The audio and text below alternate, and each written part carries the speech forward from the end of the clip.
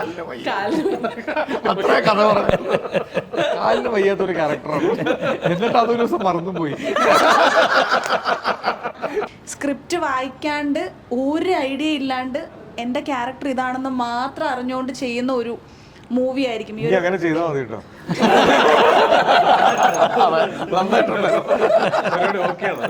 കഴിഞ്ഞ 5 കൊല്ലമായിട്ട് ഞാനിതാ ചെയ്തോണ്ടിരിക്കുന്നത്.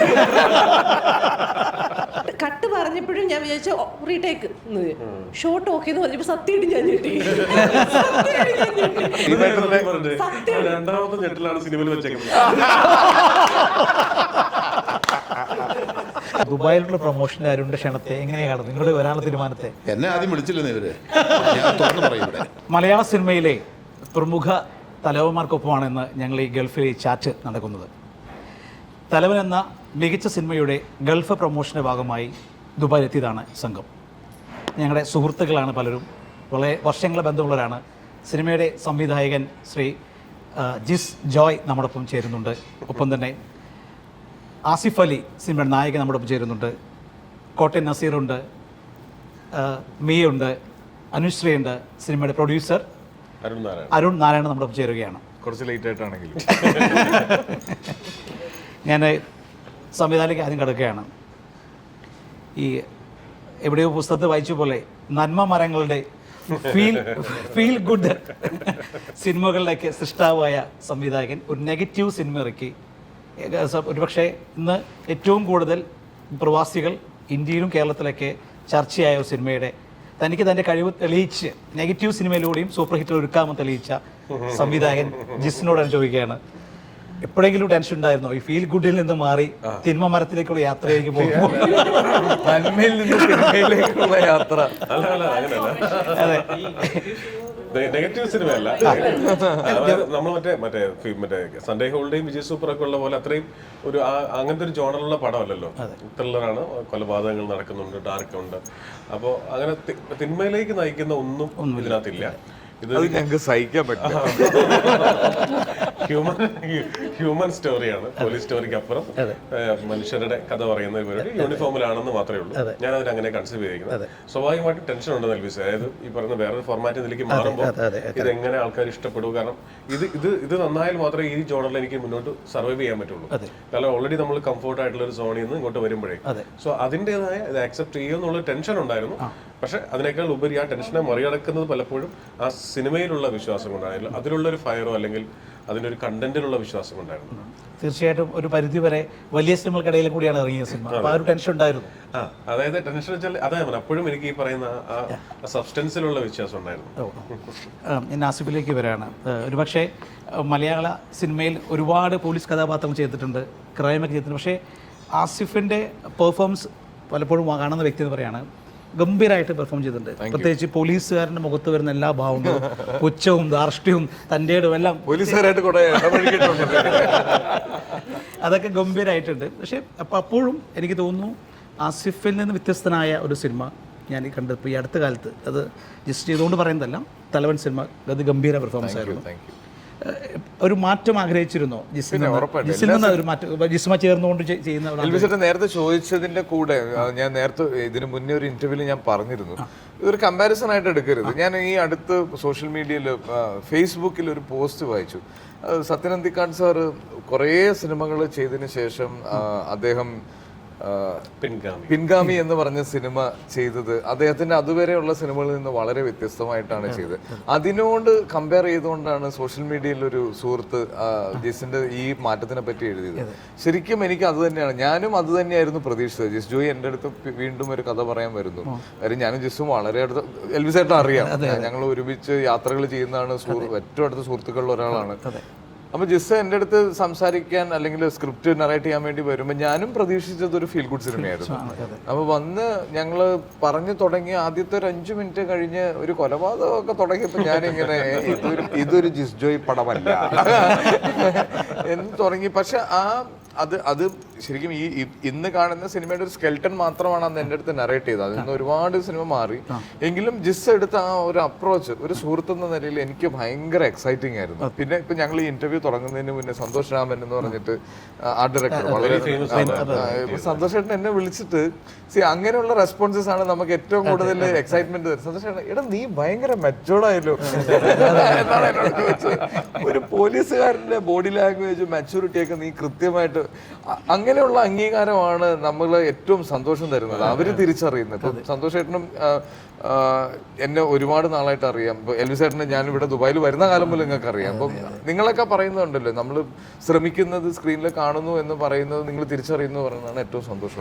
മനപ്പൂർവ്വം ഉണ്ടാക്കിയ മാറ്റം തന്നെയാണ് ആസിഫ് ഈ ഒരു മാറ്റം. ഇപ്പൊ താങ്കൾ പറഞ്ഞു ഈ താങ്കൾ ഞാൻ മനപ്പൂർവ്വം ശ്രമിക്കാൻ തുടങ്ങിയിട്ട് കുറേ ആയി. ഒരു ടേണിംഗ് പോയിന്റ് ഉണ്ടാവില്ല പലപ്പോഴും സിനിമയിൽ. അത് എനിക്ക് സർപ്രൈസിംഗ്ലി നമ്മളെല്ലാ സിനിമ ചെയ്യുമ്പോഴും ഒരേ എഫേർട്ടാണ് ഇടുന്നത്, ഒരേ പ്രതീക്ഷയാണ്. എല്ലാ സിനിമയും ഇറങ്ങി ഫസ്റ്റ് ഡേ ഫസ്റ്റ് ഷോ ഒരു പബ്ലിക് അത് കാണുന്നത് വരെ, സാധാരണ പ്രേക്ഷകൻ അത് തിയേറ്ററിൽ കാണുന്നത് വരെ ആ സിനിമ സൂപ്പർ ഹിറ്റ് ആവുന്നത് തന്നെയാണ് നമ്മൾ എല്ലാ സിനിമയെ പറ്റിയും വിശ്വസിക്കുക. അപ്പൊ അത് സംഭവിക്കുന്നത് പക്ഷെ വളരെ അപൂർവമായിട്ടാണ്. അത് സംഭവിച്ചു എന്നുള്ളത് ഭയങ്കര എക്സൈറ്റിംഗ് ആയിട്ടുള്ള ഒരു കാര്യം. ഞാൻ നസർക്കേക്ക് വരെയാണ് ആസിഫിനൊപ്പം തന്നെ പോലീസ് കഥാപാത്രത്തെ ഗംഭീരമാക്കി. ഞങ്ങള് ദുബായിലേക്ക് വരാൻ വേണ്ടി നിൽക്കുന്നു. അപ്പൊ ഞങ്ങളുടെ ഫ്ലൈറ്റ് 4 മണിക്കൂർ ഡിലേ ആയി. അപ്പൊ ഞങ്ങള് എയർപോർട്ടിൽ നിൽക്കുവാണ്. എയർപോർട്ടിൽ ലോഞ്ചിൽ നിൽക്കും. അപ്പൊ ഞാനിങ്ങനെ നടന്നു പോകുമ്പോഴത്തേക്ക് ഒരു ഫാമിലി വന്ന് എൻ്റെ കൂടെ ഫോട്ടോ എടുത്തിട്ട് എന്നെ ഇങ്ങനെ നോക്കും. അപ്പൊ നസീർക്ക് അവിടെ ഭക്ഷണം കഴിച്ചോണ്ടിരിക്കുക. എന്നെ നോക്കിയിട്ട് കാർത്തിക് കൊള്ളാം, നന്നായിട്ട് ചെയ്തിട്ടുണ്ട്, പക്ഷെ രഘുവിനെ ഞങ്ങൾക്ക് ഇഷ്ടപ്പെട്ടില്ല എന്ന് പറഞ്ഞു. അതാണ് ഞാൻ ഉയരെ ചെയ്യുമ്പോൾ എനിക്ക് കിട്ടിയ ഏറ്റവും വലിയ അംഗീകാരം എന്നെ ആൾക്കാർ വെറുത്തു എന്നുള്ളതാണ്. ആ വെറുപ്പ് ഡിഫറെന്റ് ആയിട്ടൊരു സിനിമ കണ്ടിട്ടുണ്ട്. പക്ഷെ ഇതൊരു ഗംഭീര പെർഫോമൻസ്. മാത്രമല്ല പോലീസുകാരനോട് ഒരു ബഹുമാനമില്ലാത്ത, SI ആയിട്ട് പോലും ഒരു ബഹുമാനം കൊടുക്കാത്ത ഒരു പോലീസുകാരൻ, ഒപ്പം തന്നെ എല്ലാം വെല്ലുവിളികൾ ഏറ്റെടുത്തുകൊണ്ട് ലാസ്റ്റ് സീനിലെ ഇറച്ചിവിട്ട് ചോര കാണുന്നവരെ ഞങ്ങൾക്കറിയാം നിങ്ങളാണെന്ന് എത്തി. അവിടെ പോലും ട്വിസ്റ്റ് കാണാൻ സാധിച്ചു. എങ്ങനെ വിലയിരുത്തുന്നു? ഞാൻ ഗൾഫ് മലയാളി എങ്ങനെ സ്വീകരിച്ചു സിനിമയെന്ന് വിലയിരുത്തി പറയാമോ? അല്ല, വലിയ സന്തോഷമാണ്. ഈ വേഷം പറയുമ്പോഴും ചെയ്യുമ്പോഴും ഒന്നും നല്ലൊരു ക്യാരക്ടറാണ്, നല്ലൊരു സിനിമയുടെ ഭാഗമായി എന്നെനിക്കറിയാം. പക്ഷേ ഇങ്ങനെ ഒരു അഭിപ്രായം കിട്ടുമെന്ന് ഞാൻ സ്വപ്നത്തിൽ പോലും പ്രതീക്ഷിച്ചില്ല കേട്ടോ. നമ്മൾ ചിലപ്പം നമ്മൾ ചിന്തിക്കണ പോലെ ആയിരിക്കില്ല. ഈ സിനിമ ഞങ്ങൾ പ്രിവ്യൂ കാണുമ്പോഴൊക്കെ നല്ല വേഷമാണ്, കൊള്ളാം, നന്നായിരിക്കും എനിക്ക് തോന്നിയെങ്കിലും എനിക്ക് എന്നോട് ദേഷ്യം തോന്നുകയല്ലോ. ഞാൻ തന്നെയാണല്ലോ ചെയ്യുന്നത്. മോനെ കൊണ്ടാണ് പ്രിവ്യൂ കാണാൻ പറഞ്ഞത്. അവന് വരെ ദേഷ്യം തോന്നുന്നു. അപ്പോൾ ഇത് ഓരോരുത്തരും ഇങ്ങനെ വിളിച്ച് എനിക്ക് തോന്നുന്നത് റോഷാക്ക് കഴിഞ്ഞിട്ട് ഇത്രയും വിളിയും ഒരു വന്നിരിക്കുന്ന ഒരു സിനിമ ഇതാണ്. കഥ കേട്ടപ്പോ തോന്നിയിരുന്നോ, ഈ ജിസ് കഥ പറഞ്ഞപ്പോ തോന്നിയിരുന്നു ഇത്രയും സസ്പെൻസ് ഉള്ള സിനിമ ആയതുകൊണ്ട് ആരോടും ഒരാളോടും അങ്ങനെ പറഞ്ഞിട്ടില്ല. ഫുൾ ഉടനീളമുള്ള ട്വിസ്റ്റുകൾ ഒന്നും പറഞ്ഞിട്ടില്ല. കണ്ടപ്പോഴാണ് ഇതാണല്ലേ സിനിമ എന്ന് എനിക്ക് വളരെ ഭയങ്കര രസമായിരുന്നു. കാരണം ഈ പറഞ്ഞ പോലെ എന്താ നമ്മളെ കൊണ്ട് ചെയ്യിപ്പിച്ചെടുക്കുക എന്ന് വേണം പറയാൻ. അദ്ദേഹം ആഗ്രഹിക്കുന്ന ആ ക്യാരക്ടറിൻ്റെതായിട്ടുള്ള ചില മാനരസങ്ങളും ഒക്കെ ഉണ്ടാവുമല്ലോ, ഒരളവുണ്ടല്ലോ, ആ അളവിലേക്ക് നമ്മളെ എത്തിച്ചതാണ്. പിന്നെ എന്നെ മേക്കപ്പ് ഒരുപാട് സഹായിച്ചു. റോണക്സ് ആയിരുന്നു മേക്കപ്പ് ചെയ്തത്. അത് അദ്ദേഹം നന്നായിട്ട് ചെയ്തിട്ടുണ്ട്. അപ്പോൾ അത് ഒരു 50% ആ രൂപം തന്നെ നമുക്ക് ഹെൽപ്ഫുള്ളായിരുന്നു. പിന്നെ ചെറിയ നോട്ടങ്ങളൊക്കെ മതി. ലുക്സ് കുറെ ഉപയോഗിച്ചിട്ടുണ്ട്. സംസാരത്തെക്കാളും നോട്ടങ്ങളും ഉള്ളിലുള്ള ചില കാര്യങ്ങൾ. പക്ഷെ ഒരു സീൻ പറയുകയാണെങ്കിൽ മറ്റേ അതിനകത്തൊരു ഇത് പറയുന്നുണ്ടല്ലോ, പറയാനും ലുക്സ്, അതായത് നീക്ക് മൈക്ക് കൊടുക്കുന്നതിന് മുന്നേ സൂക്ഷിക്കണം കേട്ടോ. ഇന്നലെ തിയേറ്ററിൽ ഇരിക്കുമ്പോഴും ക്ലൈമാക്സാ പറയാൻ പോകുന്നത്. കേൾക്കാൻ ആഗ്രഹമുണ്ടെന്നോ? കൊതുക്കത്തിൽ കഥ പറയാനുള്ള പരിപാടിയായിരുന്നു. സിമ്പിളായിട്ട് പറയുകയാണെങ്കിൽ ഒരാളുടെ ഇഷ്ടവും ഒരാളുടെ ഇഷ്ടക്കേടും ഒരേ ഫ്രെയിമിൽ വരുന്ന ഒരു ഇതുണ്ടായിരുന്നു. ആ രണ്ടുപേരും ഒരേ ഫ്രെയിമിൽ തന്നെ ഉണ്ട്. നമുക്ക് ഭയങ്കര വ്യക്തമായിട്ട് അറിയാമായിരുന്നു ഈ ആൾക്ക് ഇഷ്ടക്കേടാണെന്നും മറ്റേ ആൾക്ക് ഒരു ഫേവറിറ്റിസം. വളരെ സിമ്പിൾ ആയിട്ടാണ് പറഞ്ഞത്. സിമ്പിൾ ആയിട്ട് പറയുകയാണെങ്കിൽ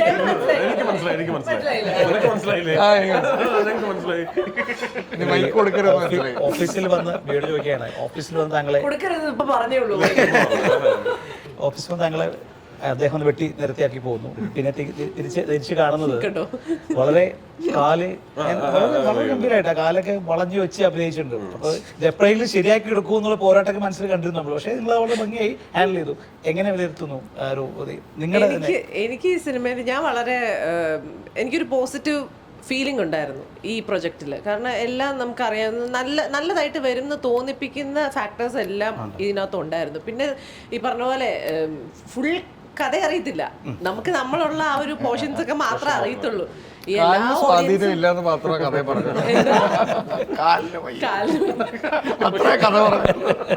കാലിന് വയ്യാത്തൊരു ക്യാരക്ടറാണ്. എന്നിട്ട് അതൊരു ദിവസം മറന്നുപോയി. ശരിക്കും സിനിമ ഇറങ്ങിയ ആളുകളിലേക്ക് എത്തി, ആളുകൾ ഇത്രയും സ്വീകരിച്ചതുകൊണ്ട് ഇതിന്റെ പുറകിൽ നമ്മള് ബിഹൈൻഡ് ദ ഷൂട്ടിംഗ് സീൻസ് പറയണമല്ലോ. തീർച്ചയായിട്ടും വളരെ രസകരമായിട്ടുള്ള ഒരു ദിവസമാണ്. അതായത് ഒരു നമ്മള് പ്രൊഡ്യൂസറെ കൂടി ഇരുത്തി പറയാം. അതെ, പ്രൊഡ്യൂസറെ കൂടി ഇരുത്തി പറയാം. കാര്യം ചെറിയ ഒരു സീനാണ്, പക്ഷെ അതിന് ഒരു വലിയ ബാക്കപ്പ് വേണം. ഒരു ഉത്സവമാണ് പുറകിൽ നടക്കുന്നത്. അപ്പൊ ഈ ഉത്സവത്തിന് ആളുകൾ പോരുന്നു. അപ്പൊ മുമ്പിൽ കൂടെ ആൾക്കാർ നടക്കുന്നുണ്ട്, ആന വരെയുണ്ട്. വലിയ ഒരു ഇത് ബിൽഡപ്പുള്ള സീനാണ്. അത് എല്ലാം എടുത്തു. എല്ലാവരും പെർഫോമൻസ് ഒക്കെ ഹാപ്പിയാണ്. അതിങ്ങനെ കണ്ടിട്ട് നമ്മൾ രാത്രി ഷൂട്ട് ചെയ്ത് നമ്മൾ പോയിരുന്ന് കാണും. അപ്പൊ എഡിറ്റ് ഇങ്ങനെ കണ്ടോണ്ടിരിക്കുന്ന സമയത്ത് മിയ മാത്രം ഒന്നും മിണ്ടുന്നില്ല. അപ്പൊ ആരും അത് ശ്രദ്ധിച്ചിട്ടില്ല.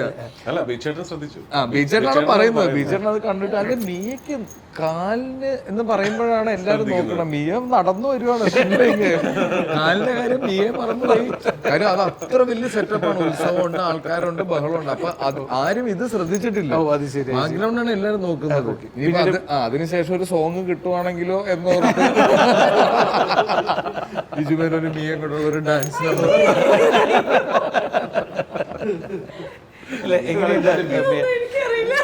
മിയ കളിച്ചാലും ബിജു കളിക്കുമെന്നുള്ളതാണ്.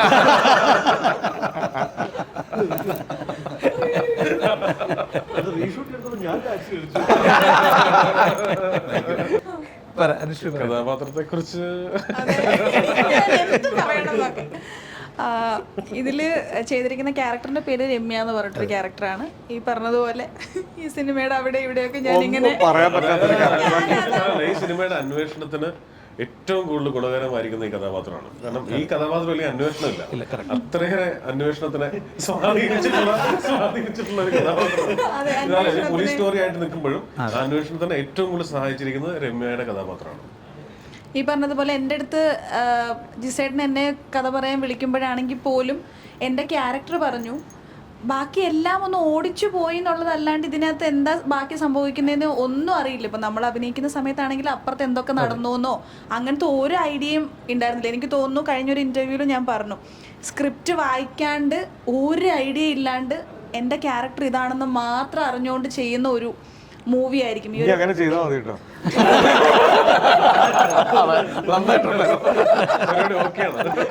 ഇത് കറക്റ്റ് തീരുമാനമാണ്. ഇല്ല, അതൊരു പക്ഷെ ജിസേട്ടന്റെ അടുത്തുള്ള വിശ്വാസമാണ്. എല്ലാരും അങ്ങനെ വിശ്വസിക്കാൻ പറ്റില്ലല്ലോ.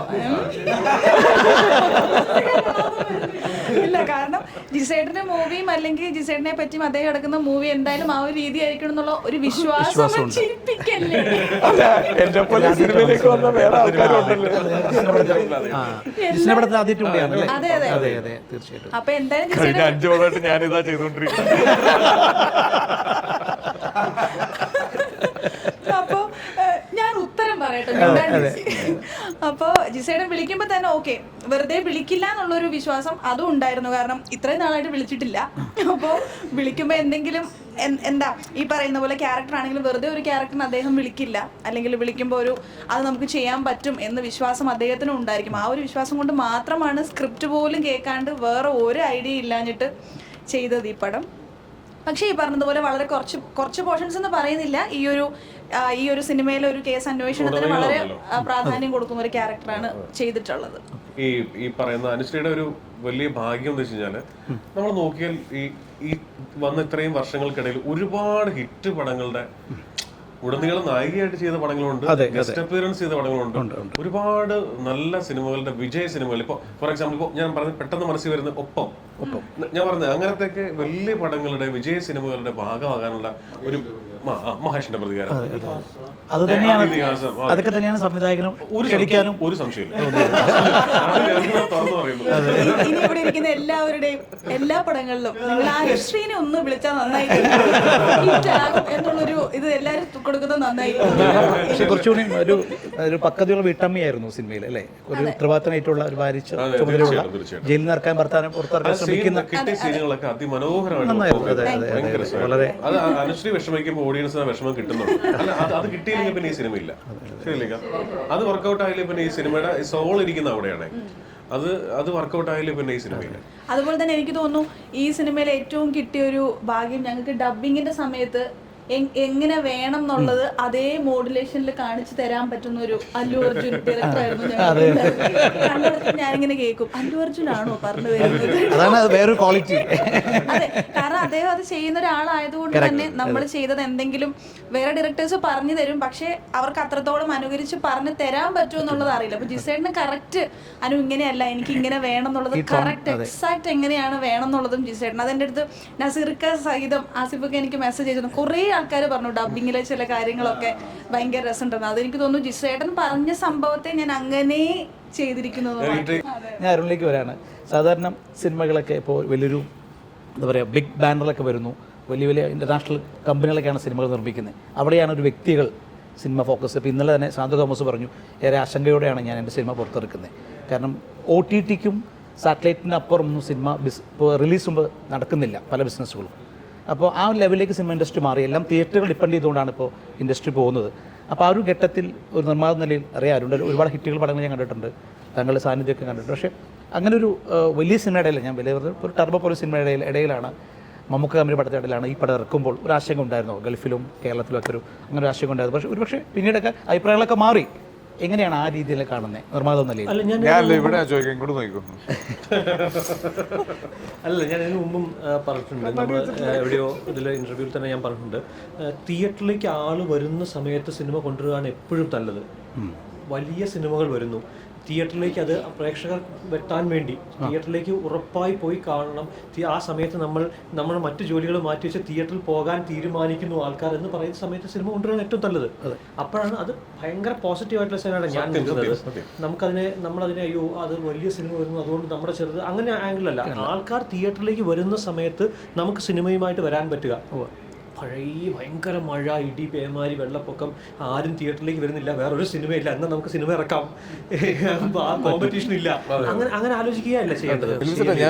എനിക്ക് ഇതിന്റെ 2 വാക്ക് സംസാരിക്കണം ഞാൻ ചോദിക്കാൻ നിൽക്കുന്നത്, അതായത് ഇത്രയും ഡെയറിംഗ് ആയിട്ടുള്ള ഒരു പ്രൊഡ്യൂസറിനെ, എൻ്റെ സുഹൃത്തായതുകൊണ്ട് ഞാൻ പറയുന്നത്, ഇത്രയും ഡെയറിംഗ് ആയിട്ടുള്ള ഒരു പ്രൊഡ്യൂസറിനെ പറ്റി നമ്മൾ സംസാരിക്കേണ്ടതാണ്. 9 മാസമാണ് ഈ സിനിമയ്ക്ക് എഡിറ്റ് എടുത്തത്.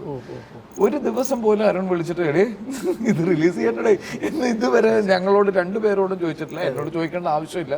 ജിസിനോട് ഒരു രീതിയിലുള്ള പ്രഷറും കൊടുത്തിട്ടില്ല. ഈ സിനിമയ്ക്ക് എല്ലാ സ്റ്റേജിലും ഇപ്പം അരുണുണ്ട്, അരുണിന്റെ കോ പ്രൊഡ്യൂസർ സിജോ ഉണ്ട്. ഇവർ 2 പേരും ഈ സിനിമയ്ക്ക് തന്ന സപ്പോർട്ട് ഭയങ്കരമാണ്. അത് ഭയങ്കരമായിട്ട് അപ്രീഷിയേറ്റ് ചെയ്യേണ്ട ഒരു കാര്യമാണ്. പക്ഷെ മറ്റൊരു സംഭവത്തിൽ ഇപ്പോൾ മലയാള സിനിമകളെ വലിയ രീതിയിൽ പ്രൊമോട്ട് ചെയ്ത സ്ഥലമാണ് ദുബായ്. ഇപ്പോൾ ബുർജ് ഖലീഫയിൽ വരെ സിനിമകൾ പ്രൊമോഷൻ നടക്കാറുണ്ട്, സൂപ്പർ താരങ്ങൾ പടങ്ങൾ. പക്ഷേ പലപ്പോഴും അത് അവിടെ ഒതുങ്ങാണ്, കളക്ഷനിലേക്ക് വരുമ്പോൾ അത് എത്തുന്നില്ല. വലിയ രീതിയിൽ മാർക്കറ്റ് ചെയ്തിട്ട് പോലും സിനിമ സക്സസ് ആവാതെ, പക്ഷേ നിങ്ങളൊരു കൊച്ചു സിനിമയായിട്ട് വന്നു, വലിയൊരു മാസ് കൈയടി മാറുന്നു. അത് ബേസിക് എന്നറിയും. നമുക്ക് ഇപ്പം നമ്മൾ എന്തൊക്കെ ചെയ്താലും, ഞാൻ അതാ നേരത്തെ പറഞ്ഞത്, ഫസ്റ്റ് ഡേ ഫസ്റ്റ് ഷോയുടെ ഓഡിയൻസ് റെസ്പോൺസ് ഉണ്ടല്ലോ, അതാണ് സിനിമയുടെ വിശ്വസിക്കാൻ പറ്റുമോ? അതാ കണക്ക് പെയ്ഡ് നടക്കുന്നതുകൊണ്ട് ചോദിക്കാണ് കേട്ടോ. ഇല്ല, ഉറപ്പായിട്ടും പെയ്ഡായിട്ട് പ്രൊമോഷൻസ് നടക്കുന്നതുകൊണ്ട് ഞാൻ ചോദിക്കട്ടെ. ഞാൻ പറഞ്ഞത് പ്രൊമോഷൻസിനെ കുറിച്ചല്ല, ഞാൻ പറഞ്ഞത് ഏറ്റവും വലിയ പ്രൊമോഷൻ എന്ന് പറയുന്നത് ആദ്യ ദിവസം ഫസ്റ്റ് ഷോ കണ്ടിറങ്ങുന്ന പ്രേക്ഷകരുടെ വേർഡ് ഓഫ് മൗത്ത് ആണ്. അതാണ് ഏറ്റവും വലിയ പ്രൊമോഷൻ. അതിലും വലുതായിട്ട് നമ്മൾ എന്ത് സ്പെൻഡ് ചെയ്താലും, അത് മോശമായാൽ നമ്മൾ എന്ത് സ്പെൻഡ് ചെയ്തിട്ടും കാര്യമില്ല. ഞങ്ങൾ സിനിമയെക്കുറിച്ച് യാതൊരു അവകാശവാദവും പറഞ്ഞിട്ടില്ല. സിനിമ ഇറങ്ങി കഴിഞ്ഞിട്ടേ പ്രേക്ഷകർ സംസാരിച്ചു തുടങ്ങിയിട്ടേ ഞങ്ങൾ മിണ്ടിയിട്ടുള്ളൂ സിനിമയെക്കുറിച്ചിട്ട്. അങ്ങനെ ചെയ്തിട്ടേ കാര്യമുള്ളൂ. അതല്ല നമ്മൾ ഒരു പ്രീ പ്രൊമോഷനിൽ വന്നിരുന്നിട്ട് ഒരു ഭയങ്കര സംഭവമാണ് ഇത് ഇത് ലോകത്തിൽ ഇതുവരെ അത് പ്രേക്ഷകർ തീരുമാനിക്കും. ഇപ്പം ഈ സിനിമയെക്കുറിച്ച് ഇറങ്ങിക്കഴിഞ്ഞിട്ട് വന്ന ഏറ്റവും വലിയ ചർച്ച സെക്കൻഡ് പാർട്ട് ഉണ്ടോ എന്നുള്ളതാണ്. അത് ഞങ്ങൾക്ക് ആ തോട്ട് പ്രോസസ്സ് സിനിമ എടുക്കുമ്പോൾ ഉണ്ടായിരുന്നു. പക്ഷേ ഞങ്ങൾ അത് എവിടെയും മെൻഷൻ ചെയ്യാറുന്നത് അത് പ്രേക്ഷകന് തോന്നിയില്ലെങ്കിൽ നമ്മൾ പറയുന്നതിൽ കാര്യമില്ല. പറഞ്ഞൊരു വലിയ ഭയങ്കര ഇൻട്രസ്റ്റിംഗ് ആയിട്ടുള്ള ഒരു കാര്യം അതാണ്. നമുക്ക് ഇതിന്റെ സിനിമ കഴിയുന്നതിന് ശേഷം എൻ ക്രെഡിറ്റ്സിൽ തലവൻ 2 എന്ന് എഴുതി കാണിച്ചു നിർത്തണം എന്ന് നമുക്കൊരാഗ്രഹം ആദ്യം ഉണ്ടായിരുന്നു. പക്ഷെ ജിസ് എടുത്ത വളരെ ബുദ്ധിപൂർവമായ ഒരു തീരുമാനമായിരുന്നു, പ്രേക്ഷകർ ചോദിക്കട്ടെ ഇതിനൊരു സെക്കൻഡ് പാർട്ട് ഉണ്ടോ. ഞാൻ ചോദിക്കുകയാണ് എന്താണ് ഞാൻ ചോദിക്കുന്നത്. കാരണം ഞങ്ങൾക്ക് ഒത്തിരി കമന്റ്സ് വരുന്നത്, ബോക്സിലൊക്കെ മെസ്സേജ് വരുന്നുണ്ട് ഈ സിനിമയ്ക്ക് 2 ഉണ്ടാകുമോ, അല്ലെങ്കിൽ പുഷ്പ 2 നിൽക്കുന്ന ഒരു ഘട്ടത്തിൽ കൂടിയാണല്ലോ ചോദിക്കുന്നത്. സംവിധാനം ചോദിക്കുകയാണ്. ഉറപ്പായിട്ട് ഉണ്ടാക്കണം എന്നുള്ളതാണ് എൻ്റെ. ഞങ്ങൾ സിനിമ ചെയ്യുമ്പോഴും ഇത് ശരിക്കും പറഞ്ഞാൽ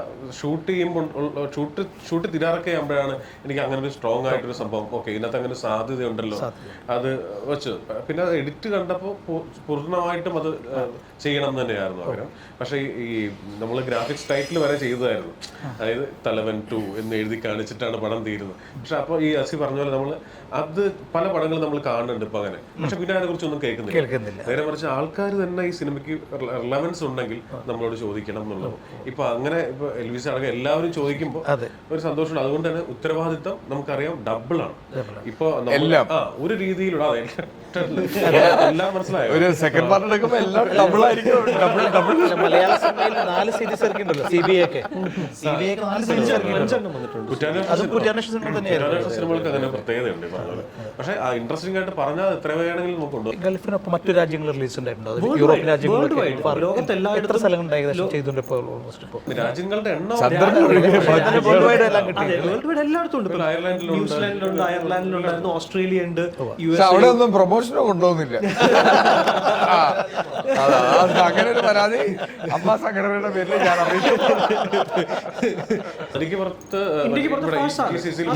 ഫാഴ്സാണ് സിനിമ ഡിസ്ട്രിബ്യൂട്ട് ചെയ്യുന്നത്.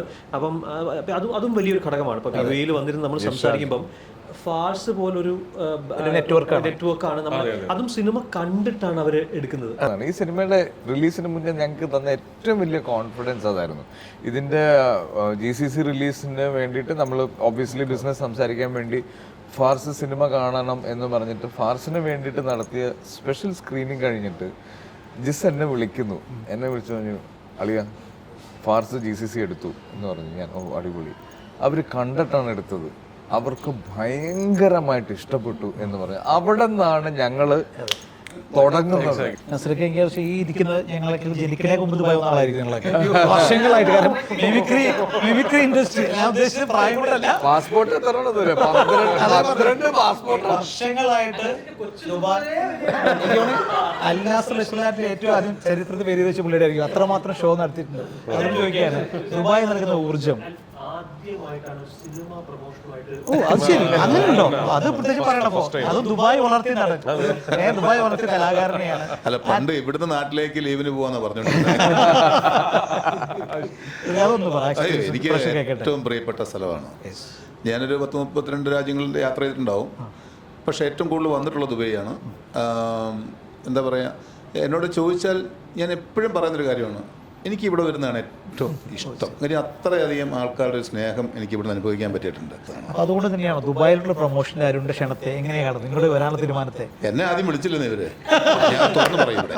അതെന്തുകൊണ്ടാ തിരക്കാ, ഇപ്പോ സമയമില്ല, 15 പറ ചെയ്തോണ്ടിരിക്കണേ. ചാനൽ പരിപാടികളൊക്കെ നടക്കുന്നത്. അപ്പം ഞങ്ങൾ നസീർഖാനെ വിളിച്ച് പുള്ളിക്ക് നമ്മളോട് നോ പറയാൻ പറ്റിയില്ലെങ്കിൽ പിന്നെ നമ്മൾ ബുദ്ധിമുട്ടാവും. ഞാൻ പറയാണ്ടിരിക്കുവോ?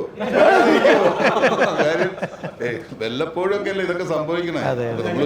വല്ലപ്പോഴൊന്നുമല്ല നസീർഖാക്ക് ഇനി സംഭവിക്കും. കാര്യം ഇത്രയും ക്യൂരിയോസിറ്റിയിൽ നസീർഖാനെ ഞാൻ ഇതുവരെ കണ്ടിട്ടില്ല.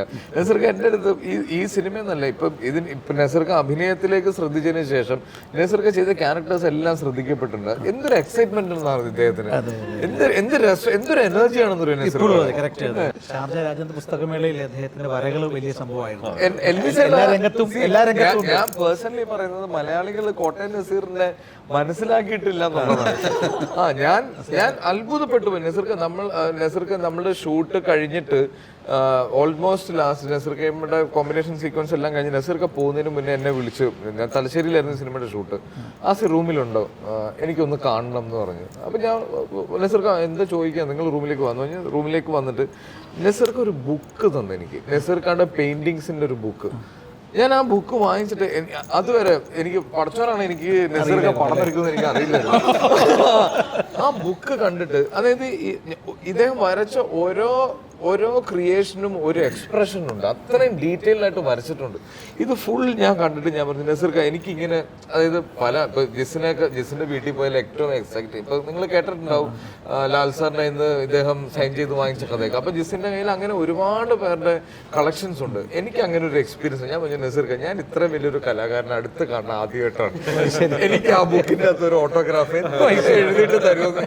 ഇപ്പോഴും എന്റെ വീട്ടില് ഗസ്റ്റ് റൂമിൽ ഇരിക്കുന്ന ഒരേ ഒരു ബുക്ക് നസീർക്കാണ് ബുക്കാണ്, റിലീസ് ചെയ്ത ബുക്കാണ്. കോട്ടയം നസീറിനെ മലയാളികൾ മനസ്സിലാക്കിയിട്ടില്ല. പെട്ടെന്ന് ആയിക്കോട്ടെ കേട്ടോ. എൽവിസ്, അതേപോലെ തന്നെ നമ്മളിപ്പോ ഈ ഇത്രയും പേര് ഇരിക്കുമ്പോൾ ഉറപ്പായിട്ടും എനിക്ക് നമ്മൾ ഇത്രയും പേര് ഒരുമിച്ചിരിക്കുന്ന ഒരു ഇന്റർവ്യൂ ഇതായിരിക്കും. ശരിക്കും ഇവിടെ ഒരു കസേര ഇടുന്നതാണ്. കസേര വേണം, അവിടെ ബിജു മേനോൻ വേണം, അവിടെ ദിലീഷ് പോത്തൻ വേണം, അവിടെ ജാഫർ ഇടുക്കി വേണം, ശങ്കർ രാമകൃഷ്ണൻ വേണം. ഇവരൊക്കെ ഇതിനകത്ത് നിർണായകമായ നമ്മളെ പിന്നെ ഞങ്ങളെ ഒരു ഗസ്റ്റ് അപ്പിയറൻസിൽ വന്ന് അനുഗ്രഹിച്ച രഞ്ജിത്തേട്ടൻ വലിയ ഡയറക്ടറാണ്. അങ്ങനെ ഒത്തിരി പേര് ഇതിനകത്ത് വർക്ക് ചെയ്തിട്ടുണ്ട്. പ്രത്യേകിച്ച് ദിലീഷിന്റെ ഒന്നും ക്യാരക്ടർ നമുക്ക് വിട്ടുകളയാൻ പറ്റുന്നില്ല. അതുപോലെ തന്നെ മലയാളികൾക്ക് എല്ലാം പ്രിയപ്പെട്ട കോമ്പിനേഷനാണ് ബിജുവേട്ടൻ ആസിഫ് കോമ്പിനേഷൻ. അത് ഇവര് രണ്ടുപേരും പോലീസ് ഓഫീസേഴ്സ് ആയിട്ട് യൂണിഫോമിൽ ഒരേ സ്റ്റേഷനിൽ എല്ലാവരും പറയുന്ന ഒരു കമന്റ് ആണ്. അത് നമുക്കൊരു ഡയറക്ടർ എന്നുള്ള രീതിയിൽ കേൾക്കുമ്പോൾ ഭയങ്കര സന്തോഷമാണ്. കട്ടയ്ക്ക് പിടിച്ചു എന്നുള്ള ഒരു സംഭവം. മലയാള സിനിമയുടെ ഇപ്പോഴത്തെ സക്സസിന്റെ പുറകിൽ ഇത്തരത്തിലൊരു കോമ്പിനേഷൻ ഉണ്ടാവും, ഒരു ഘടകമാണോ ഈ ഒരു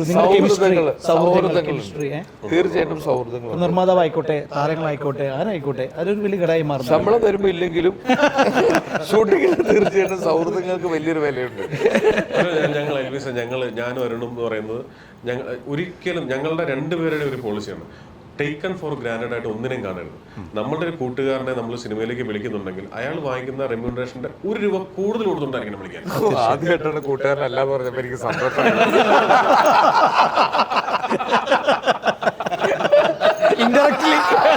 ഓക്കെ നിങ്ങൾ 2 കൂട്ടുകാരുടെ കഥ പറഞ്ഞു.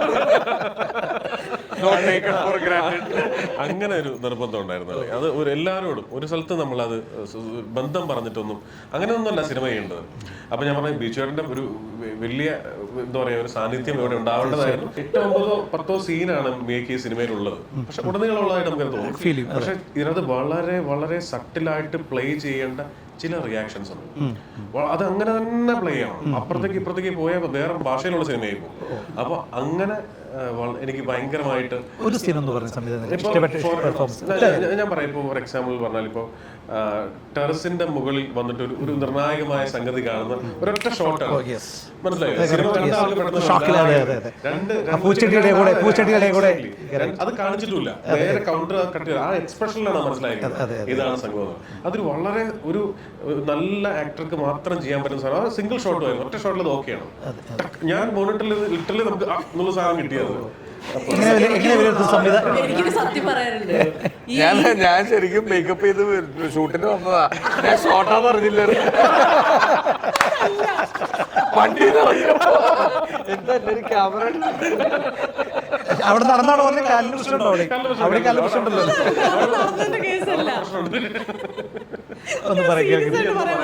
അല്ല, ചേട്ടൻ എന്നോട് പറഞ്ഞു ഇതിങ്ങനെ ചെയ്യേണ്ട ഒരു ആ ഷോട്ട് എന്താന്ന് എന്നോട് പറഞ്ഞു. പക്ഷെ പറഞ്ഞപ്പോഴും ഞാൻ ഇതിനു മുമ്പ് ഒരിക്കലും അങ്ങനത്തെ ഒരു സംഭവം എക്സ്പ്രഷൻ ഞാൻ ചെയ്തിട്ടില്ല. അത് കാരണം ഇത് പറഞ്ഞപ്പോൾ ഇത് എങ്ങനെ ചെയ്യണം എന്ന് ഞാൻ ചെയ്തിട്ടില്ലാത്തതുകൊണ്ട് എനിക്കൊരു പരിചയം ഇല്ല. എങ്ങനെ ചെയ്യുന്ന എനിക്കും വലിയ ഐഡിയ ഇല്ല. അപ്പോൾ ഇത് പറഞ്ഞു തന്നിടത്തുനിന്ന് കുറച്ച് പുറകോട്ട് ഇറങ്ങി നിന്നിട്ട് വേണമെന്ന് ഞാൻ ചെയ്യാൻ. അപ്പോൾ ഈ ബാക്കിലേക്ക് ഞാൻ സ്റ്റെപ്പ് വെച്ച് നടന്നു പോകുമ്പോൾ ഇത് എങ്ങനെയാണ് ചെയ്യുന്നത് എൻ്റെ മനസ്സിൽ ഇങ്ങനെയാണ്. എനിക്ക് തന്നെ അറിയത്തില്ല അത് ചെയ്യാനായിട്ട്, ഞാൻ പ്രിപ്പയർഡ് അല്ലായിരുന്നു. അപ്പം ഞാനിങ്ങനെ ഓക്കെ ഇത് എന്ത് ചെയ്യും എന്നിങ്ങനെ മനസ്സിലിങ്ങനെ ഓടിക്കൊണ്ടിരിക്കുക. റോളിങ് പറയുമ്പോഴും ഞാൻ എന്താ ചെയ്യേണ്ടത് എൻ്റെ മനസ്സിലിങ്ങനെ സംശയമാണ്. ഓക്കെ, ക്യാമറ ആക്ഷൻ പറഞ്ഞു, ആക്ഷന് തൊട്ട് മുമ്പായിട്ടാണ് അപ്പം തോന്നുന്നത് ചെയ്യാം എന്നുള്ളൊരു രീതിയിലേക്ക് മനസ്സ് കൊണ്ടുവന്നിട്ടാണ് ഞാനത് ചെയ്തത്. അപ്പൊ ഞാനത് ചെയ്തു. കട്ട് പറഞ്ഞപ്പോഴും ഞാൻ എല്ലാ വിചാരിക്കുന്നത് റീടേക്ക് അൽഫോൻസാമ്മയുടെ കട്ട് പറഞ്ഞപ്പോഴും ഞാൻ വിചാരിച്ച റീടേക്ക് ഷോട്ട് ഓക്കെ എന്ന് പറഞ്ഞപ്പോ സത്യമായിട്ട് ഞാൻ ഞെട്ടി. കാരണം ഇതെനിക്ക് എനിക്ക് ചെയ്യാൻ അറിയില്ലാത്തൊരു സാധനമായിരുന്നു. പക്ഷെ അപ്പൊ വന്നത് ചെയ്തു. സലീമേട്ടന്റെ രണ്ടാമത്തെ ഞെട്ടിലാണ് സിനിമയിൽ വെച്ചേക്കുന്നത്. അത് ഇപ്പൊ റിവീൽ ചെയ്തു.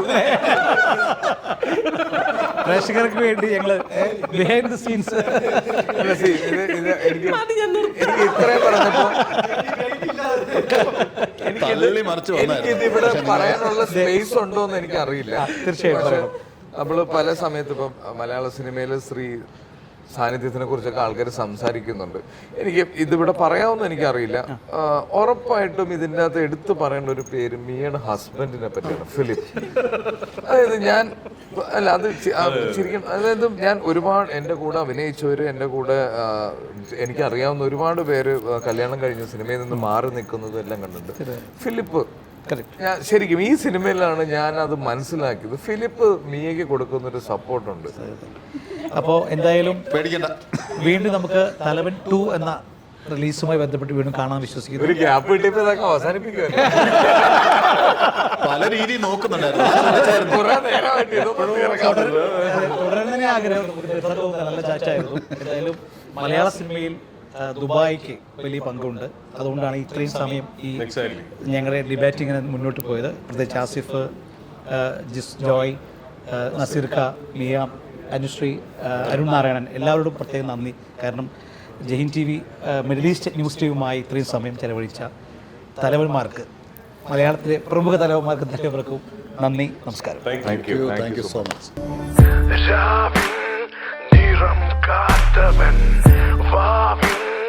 കനം കൊണ്ടവൻ ചിതറും ചുരം ചുറ്റിയോൻ വാനം തിടം പേറ്റിയോൻ മായ തേരിലേതോ നിഴലായി മറഞ്ഞെത്തി നീ തീയാടും പെരും തെയ്യാട്ടമാടിയോൻ മുന്നിലായി രാവണന്റെ കാലനായി